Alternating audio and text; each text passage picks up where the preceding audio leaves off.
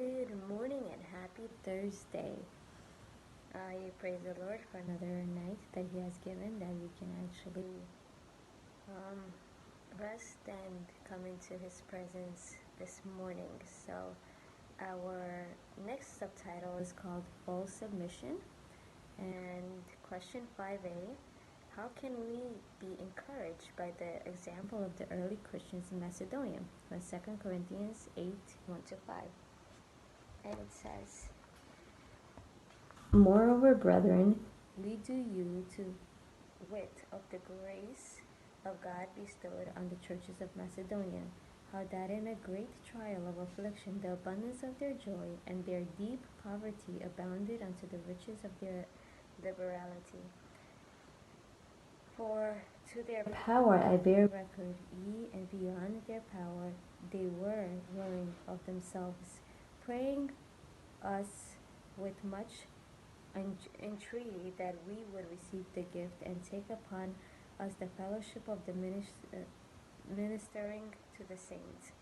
And this they did not as we hoped, but first gave their own selves to the Lord and unto us by the will of God."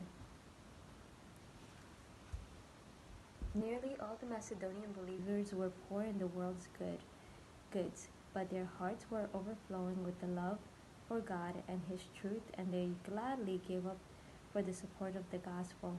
When general collections were taken up in the Gentile churches for the relief of the Jewish believers, the liberality of the converts in Macedonia was held up as an example to the other churches.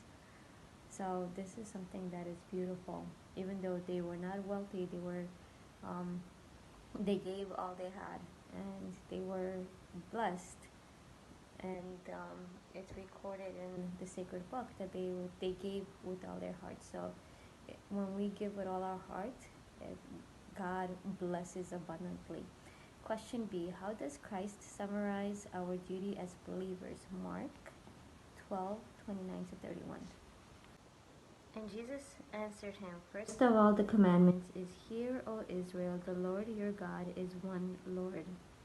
And thou shalt love the Lord thy God with all thine heart, with all thy soul, and with all thy mind, with all thy strength." This is the first commandment. And the second is like, namely, this: thou shalt love thy neighbor as thyself. There is none other commandment greater than these. So the Lord is telling us that we should love the Lord with all our hearts, mind, and soul, and we should love our neighbor as ourselves. What happens as we put this principle into daily practice? Matthew 7:24-25. "Therefore whosoever heareth these sayings of mine and doeth them, I will liken him unto a wise man which built his house upon a rock. And the rains descended, and the floods came, and the winds blew and beat upon that house, and it fell not, for it was founded upon a rock." So what does it say? The house that was built on a rock, it stood firm.